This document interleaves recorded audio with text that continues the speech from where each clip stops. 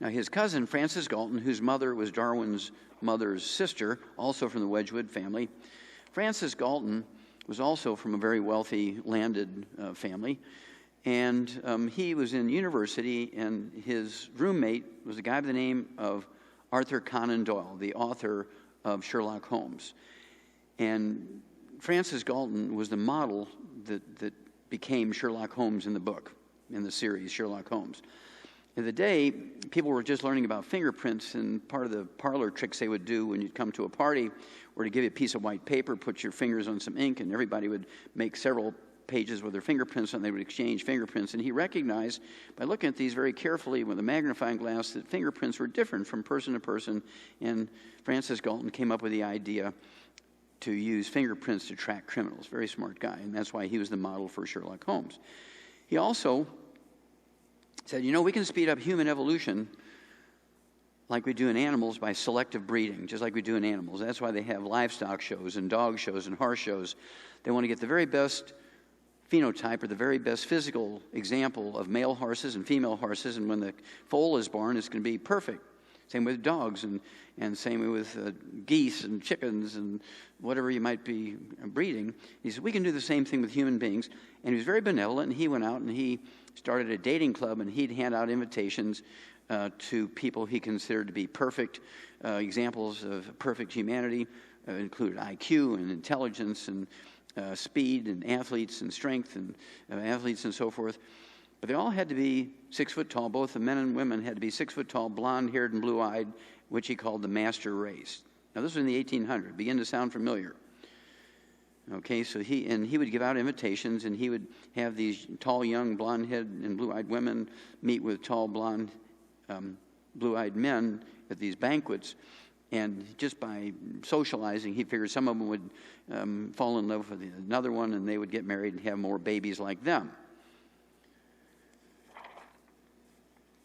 Well, after the First World War, the League of Nations broke up Germany. Germany originally went all the way from Russia all the way to Spain. It was the biggest nation in Europe. They broke them up into the provinces, became individual countries: Hungary, Czechoslovakia, Holland, and so forth. Poland. After the Second World War, there was the Nuremberg trials. And the Nuremberg trials was to find out who were the most horrible of the war criminals. They murdered 60 million people. They experimented on them, did horrific stuff. And they certainly didn't try any German generals for war crimes because they were just good soldiers. They didn't put any bureaucrats on trial for war crimes because they were just pushing paper and never made any decisions or shot or killed anybody or butchered anybody or experimented on anybody.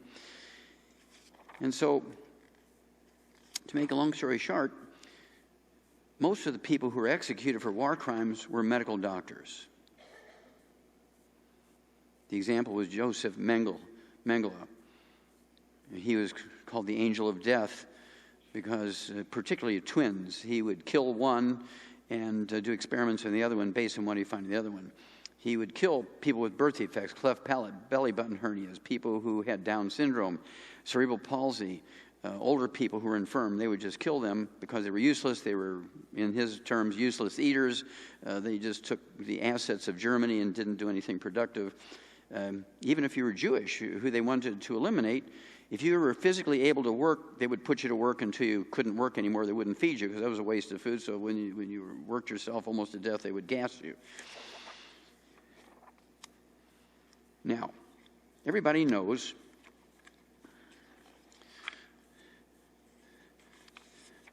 that the people who were found guilty of war crimes were hung. And of course, most of the people who were hung for war crimes were medical doctors at the end of the war. Now, there are some medical doctors who did horrific crimes, and they weren't executed. And that's because they had all this data from the murder and experimentation on 60 million people. And they would call in to generals and say, look, I've got all this information here from all the experiments we've done over the last 5 years, and I can give them to you in exchange for a pardon. If you don't pardon me, I'll just burn them, and you'll never get all the information that we collected. And many of these Nazi doctors were pardoned because they turned over the information to U.S. forces, and they were made professors in U.S. medical schools.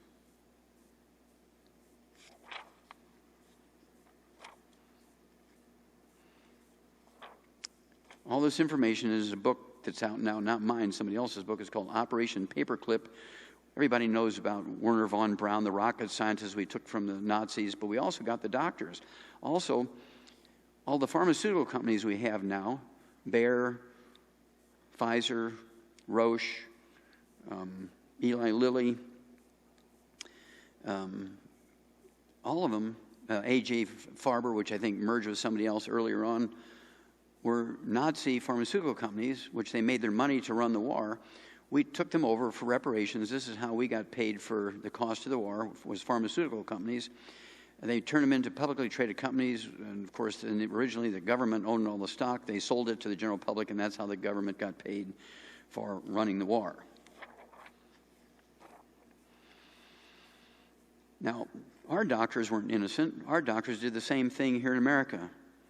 They did experiments on people. One of the more famous ones, not the only one, but one of the more famous ones was the Tuskegee experiment on 400 black men in America who had syphilis, and they said, look, we're going to give you this new penicillin, but they only gave them injections of water because they wanted to see if these guys would die from the same terrible symptoms that white guys died from.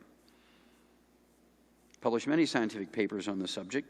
In Canada, they did the same thing. They had what they called residence schools, and they would go into the Indian reservations in Canada and actually kidnap the kids from there, saying, look, we're going to give them a better education, we're going to feed them better, they're struggling here on the reservations. And nobody wanted to believe what was going on in there, but they were experimenting on these kids. They gave them tuberculosis, and they tried different drugs to see which one would save them and which ones failed.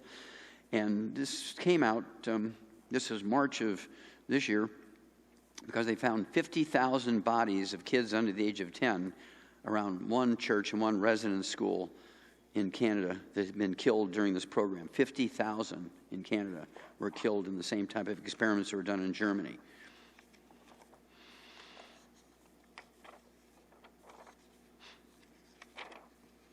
Now, when did this all translate into us being the sickest country in the world? 1901. 1901 it began. Actually, it began in 3 o'clock in the afternoon, Monday, September 4th, 1882. We'll get to that in a minute. But in 1901, something very dramatic happened.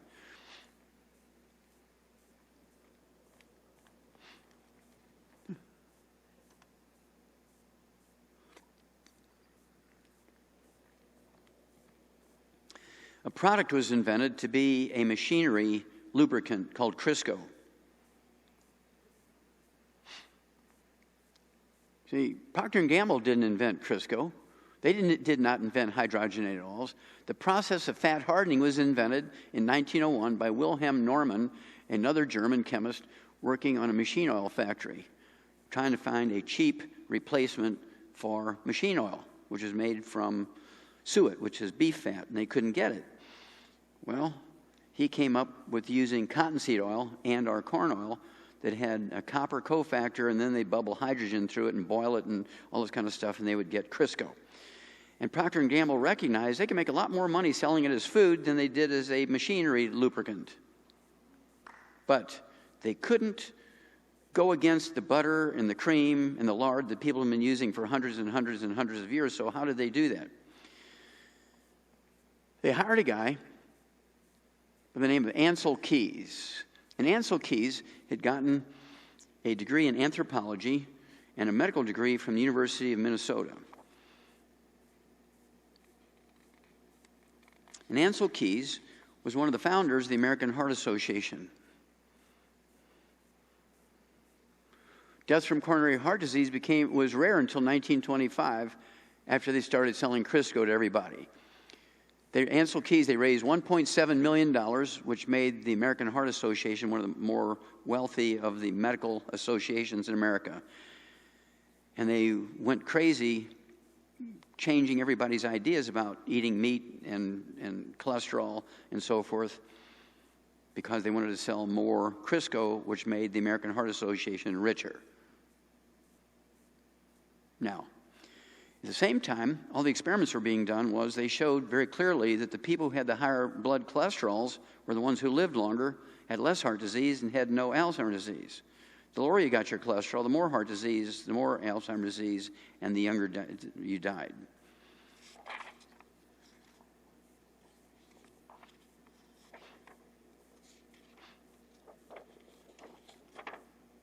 So it boils down to personal ambition, bad science, politics, and bias derailed nutrition policy over the past half century and caused America to be the sickest country.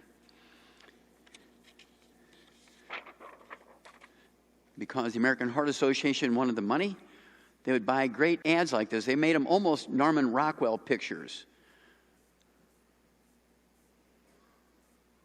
made to help take the fat worry out of good eating. Bam, you're dead. Ancel Keys was so famous,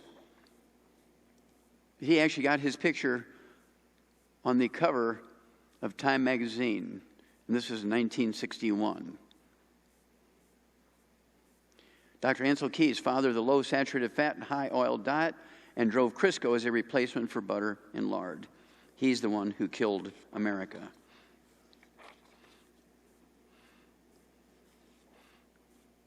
Time magazine, December 2008, the sorry state of American health. You have to appreciate, we spend more money for health care than all of the 204 nations of the world combined.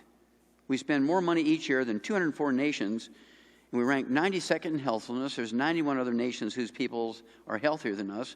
We rank 60th in longevity. There's 59 other nations whose peoples live longer than us, and God forgive us, we rank 41st in live births and first month survivability of our babies.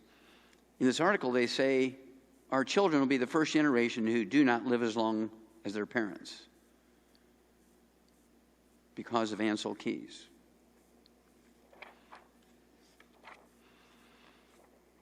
Harvard Medical School says 52% of medical doctors in America are on street drugs or prescription drugs or alcohol during the working day. This came out 4/16/14. Sometimes I'd go into the bathroom in the middle of a long surgery to take medication intravenously. Another doctor says I was absolutely impaired using narcotics while working as a doctor, and no one ever tripped onto it or noticed. AARP Monthly Bulletin, American Association of Retired People Monthly Bulletin, March 2012, the worst place to be in America when you're sick is an American hospital. And I took some of these out of the article so you could see what they're talking about. It says the number of American patients who die each year from American hospital errors is equal to 4 jumbo jets crashing each week. That's 1,500 people a week, 3,000 every 2 weeks, 6,000 a month, 72,000 a year. How many would fly commercial airlines if you knew that they killed 72,000 passengers every year? How many would go to and frequent a particular type of fast food franchise if you knew that they killed 72,000 of their patrons every year?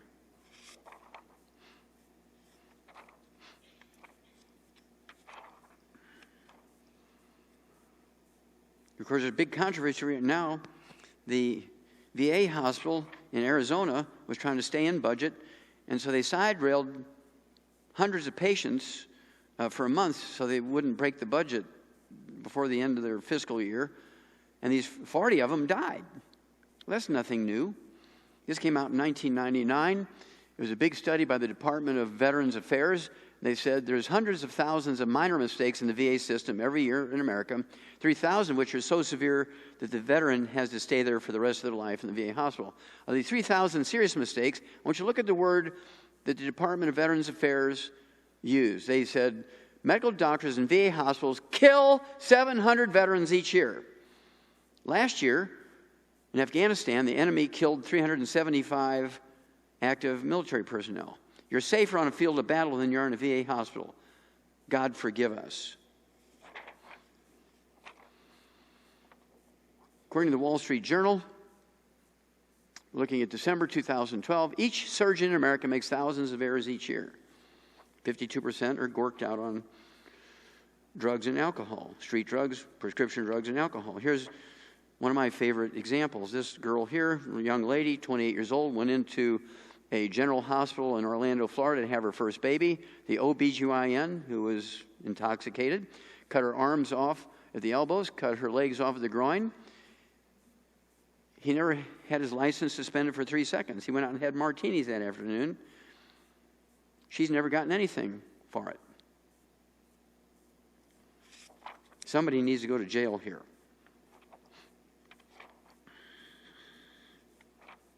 This is one of my favorites because it shows you very clearly where they got the information. This was the USA Today in February 2007. Look at the title, it's self-explanatory, Patient, Protect Thyself. And the data came from the Institute of Medicine, which is kind of an ethical watchdog for the medical profession, and then the Journal of the American Medical Association, the most prestigious medical journal in America, certainly, maybe the world, and then the Centers for Disease Control, which is the watchdog for the federal government. It's in Atlanta, Georgia. And their combined data, this is a yearly figure, said each year in America, medical doctors kill, injure, and infect 15 million of their patients in their workplace. Each year in America, medical doctors kill, injure, and infect 15 million of their patients in their hospitals and clinics. How many would fly commercial airlines if you knew they killed, injured, and infected 15 million passengers every year? Nobody would fly. Yet you still go to doctors. I find that amazing, how much control the doctors have over you. Everybody knows about Bernie Madoff. He went to jail for life for defrauding his investors of $3 billion. Excuse me. Well, this came out in September of 2012, front page article in many newspapers around America. Now, this is not government. The title, U.S. Healthcare Wastes $750 billion, you kind of get the sense that this is government making the waste. No. When you read the article, it says your doctor, not the government, your doctor, out of every dollar that he bills you and your insurance company, 30 cents of it is a fraudulent billing. 30 cents of it is either for procedures he's billing for that he didn't do, but he needed the money for his kids to go to Harvard and all that kind of stuff for their tuition, and his wife wanted a Mercedes convertible. And so he just took your ID number for your insurance company, billed him. Or he did something for you that you really didn't need, and he billed for that. 30 cents out of every dollar, it amounts to $750 billion a year. That's $750 billion each year, 1/3 of the American medical budget.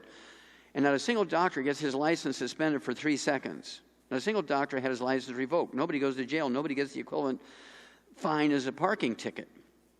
Bernie Madoff went to life for $3 billion. Doctors get a walk for $750 billion. Start breaking that down a little bit. The Center for Disease Control, again, the federal agency in Atlanta, Georgia, that tracks this stuff. Just in hospitals alone each year, not private offices and clinics, just in hospitals alone, medical doctors infect 2 million patients because they don't wash their hands after they go potty. And of those 2 million infections, 90,000 die. What would happen if Iran or North Korea were to send over intercontinental ballistic missiles and, with biological weapons, infect 2 million people in our large population centers? Miami, Atlanta, New York, New Jersey, Philadelphia, places like Cincinnati, Ohio, Chicago, Dallas, Texas, LA, and kill 90,000. This is a yearly figure. This isn't one time. This goes on and on and on, year after year after year, and nobody seems to care. But we'd go to war with Iran. We'd vaporize them with an atomic weapon if they'd do that to one of our cities. But the medical doctors have legislated themselves into being a protected monopoly, self-policing. They've also legislated all of their competition into being fifth-class citizens, quacks who cannot be paid by insurance. When you get a roof on your house or put an irrigation system in your house, you're going to get 3, 4, 5 bids or more. After you choose what you think is the best one based on what they're telling you and the contract they propose for you, you're still going to, before you sign the contract, you're going to go to the Better Business Bureau and see if there's any complaints about these companies you're looking at.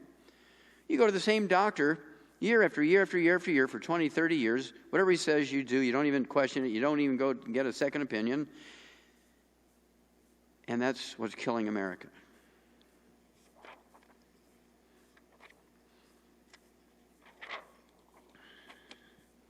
One bacteria, C. diff, Clostridium difficile, a human poop bacteria, kills 30,000 each year in hospitals alone. That's 1/3 of those 90,000 that are killed by infections are killed by C. diff, only found in human poop. Doctors give it to people because they don't wash their hands after they go potty. Well, in 1993, there were 85,700 of these infections in American hospitals. 17 years later, 2010, it went up 400% to almost 350,000 from 85,000. And so, does this give you a sense that doctors are really working hard to solve the problem? No. There's no consequences why it looks like that. If we were to take the top 50 doctors who kill 1,000 people a week and hang them, and then take the next 1,000 doctors who kill 25 a week and put them in jail for life, the table would look like that, wouldn't it? Because there's consequences. The reason why the table looks like this is there's no consequences.